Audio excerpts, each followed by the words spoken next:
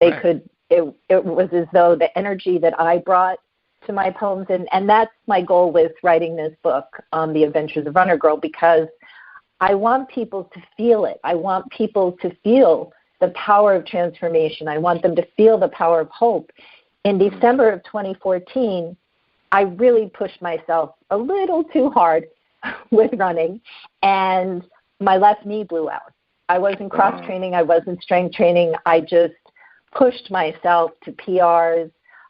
It was right after the bombings. It was a year later, and I had stopped running after my nephew took his life in 2011. And then I started coming out of my fog of grief, and I went to watch the 2013 marathon with my teammates from the 2009 marathon and everybody else, and we were across the street when the second bomb went off. Fortunately, we were safe.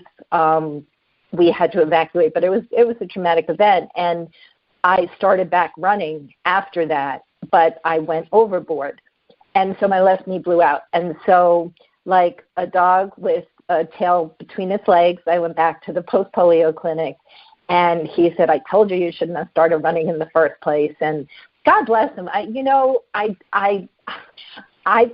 Bernie often talks about, you look like you need a hug. My doctor needed a hug. He needed a boost. But I needed an MRI to find out what was going on and what I needed to heal. So he told me that the meniscus was shot. I had no gastroc muscle. It was atrophied, and prepare for a total knee in 2 years, at least. And so he sent me to physical therapy, and it's so funny how the universe directs us, because I have been so blessed with physical therapists, from Ms. Holly to Allison, who was incredible after the diagnosis of post-polio. She didn't subscribe to, if you use it, you will lose it, and she said, we're going to help you get better. And so she was an earth angel. I've had these wonderful physical therapists. Well, after my knee blew out, I went to this physical therapist. She was the worst, the absolute worst physical therapist. I don't even know how she got through school. So that was a redirection from God. And then I found my way to a chiropractor, and I doubled down on my healing efforts. And the chiropractor suggested that we use KT tape and also my visualization to grow a new gastroc muscle on my left leg. And I grew new cartilage in my knee, and I started back running very carefully, and I started doing cross-training and strength training. And I said, well, I'm not going to set limits. I think I'm going to set a new goal. So my first goal was just getting back on the roads, and I did a 5K. And I had on my bucket list that I wanted to run in Bermuda. And then after my nephew's death and life happening, I said, oh, that's never going to happen. So as the universe would have it, I was at the finish of the 55K in 2015. And there at the Race Expo is the Bermuda Marathon Weekend booth. Now, before, if I was at an expo and they were there, I would just walk by, and I wouldn't even pay attention to them. Well, my husband started talking with the race director, and his accent was just lush and rich, and it just reminded me of many happy memories in Bermuda. But also the last time I'd been in Bermuda, I was in my leg brace and my cane, and I didn't think I'd ever be able to travel again or go back, and on it went. So my husband's talking to the race director, and I had one ear cocked in the distance. And little by little, I'm inching my way over to the booth. And before I knew it, the race director said to me, well, if you can get up to the distance of the half, it'll be better for you than the 10K, which has all these hills. Bernie, you mentioned hills. Yes. Yeah. So I said, okay. And when we left the finish of the 50, after having been told yet again by the medical community to not do something, I said, I'm going to run the Bermuda Half Marathon.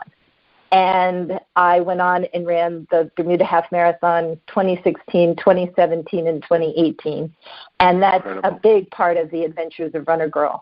The fact that, once again, the medical community said, oh, it looks really grim. It looks awful. And on the MRI, I read the MRI results, and it said fatty infiltrates, bone spurs, degenerative changes due to, I had a reconstructive leg surgery, like 20 some odd years ago now, because the knee had bowed. The whole leg had bowed, and the knee was wearing out unevenly, so I was in a lot of pain. And my surgeon had created the femoral osteotomy, which was instead of a total knee replacement back then.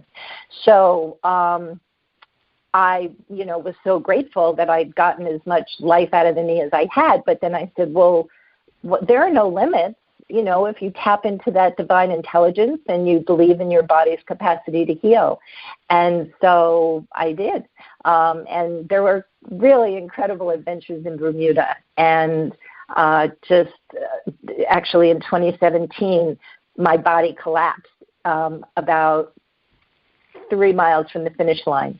I just seized up and I cramped. The day was really, really hot, and I wasn't paying attention to my pace and fueling and hydration. And it was sheer will. And I said, no, it's okay.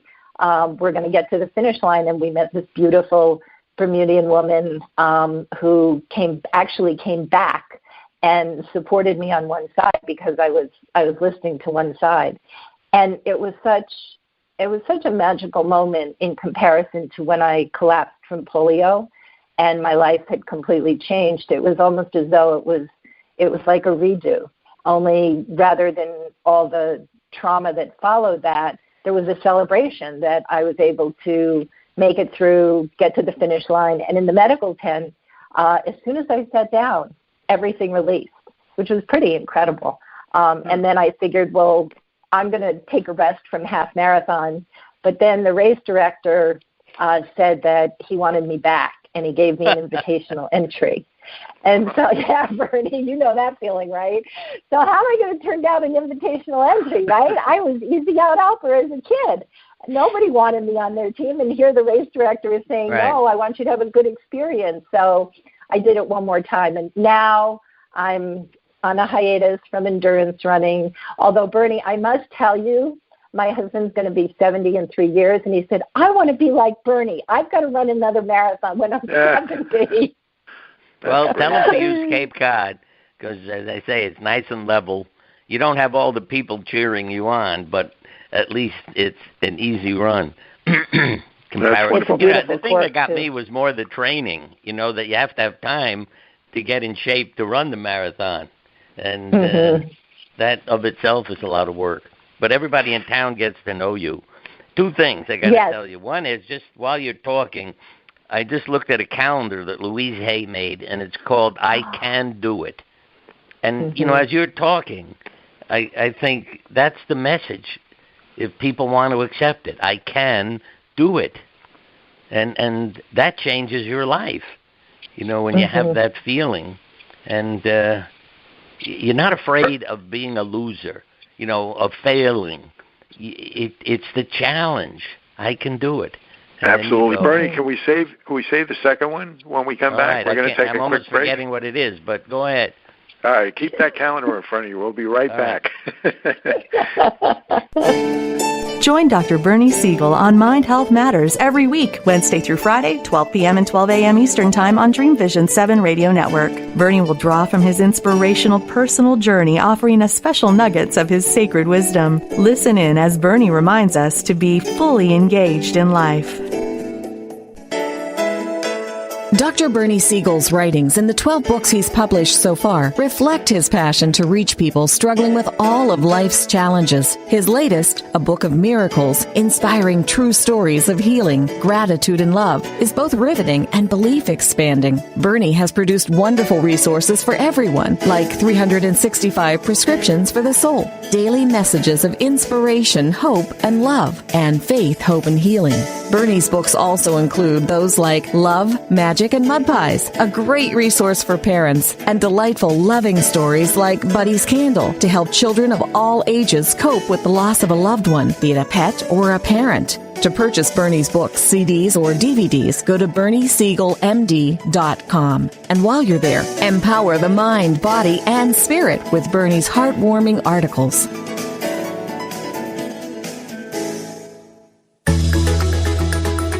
Ever wonder what it's like to have your own radio show? Well, wonder no longer, because you can dip into the radio airwaves by being host for the day on syndicated Dream Vision 7 radio network. It's a fabulous way to get your radio feet wet. It's an opportunity to market your business, modality, or book. Have a guest, mention a sponsor, and take callers. Or you may want to facilitate a lesson by going solo. It's up to you. Listeners can be online, mobile, in cars with Bluetooth, or listen through Amazon's Echo by asking, Alexa, play Dream Vision 7 radio network.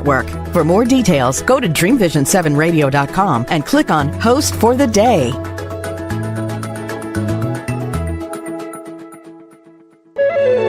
This is Dream Vision 7 Radio Network, uniting mankind with universal love. Our shows are created from the heart, bringing each listener to a place of divine enlightenment. Breathe, relax, and enjoy. Let life flow. Okay, Mary, we're back. Mary, what was the last story that you told? Because it reminded me of something. And then About the doing one more half marathon in Bermuda. And you were saying I can do it. Yes, I can do it. You saw that on the but there was calendar? something else in my mind that, and one more story. But let me say something about stories. What I learned was, if you want to change people, tell a story, because then they don't have anything to argue about. It's look what I was able to do. Like your husband saying, I'll run a marathon. Oh, that's what I said. Yes, he wanted to run it in 7 I mean, days. if you say to people, you can do this, where did you read that? I mean, that's the medical approach. What study?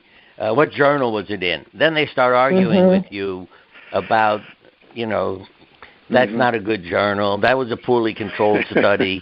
I mean, I know professors at Yale and others places where the students told me they did research, on people about healing and different, and the professors said to them, it can't be true.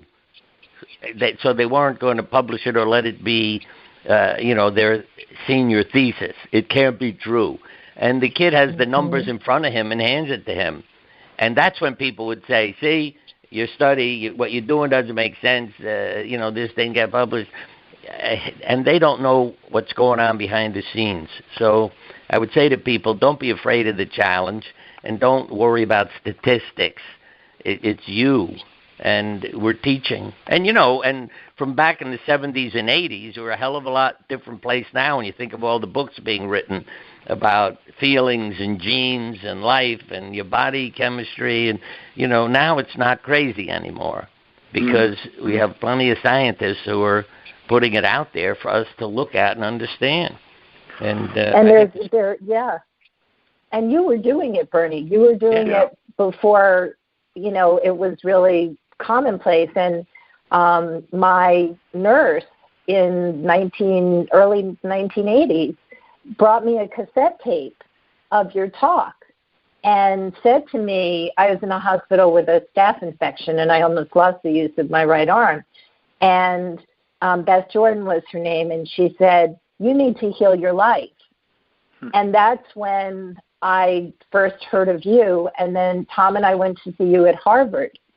And I just, soaked up your books, and still, we have 365 prescriptions for the soul, and just open it and see, what's the message for the day? But, back then, this wasn't talked about. This really was not something that many people knew about, and certainly not in the medical community. And now, you have all these studies. You have Joe Dispenza and David Hamilton and, Bruce Lipton and Greg Braden and Louise Hay. She certainly, as you mentioned, I can do it. Do you have the second quote? Did you on her calendar? Well, I want to tell you something, because you mentioned one of my favorite books, 365 Prescriptions for the Soul. I read it every day because I can't remember what I put in it. And no coincidences. I mean, but listen to this in your life. the topic for today was to dream. Henry David Thoreau, quote, "Go confidently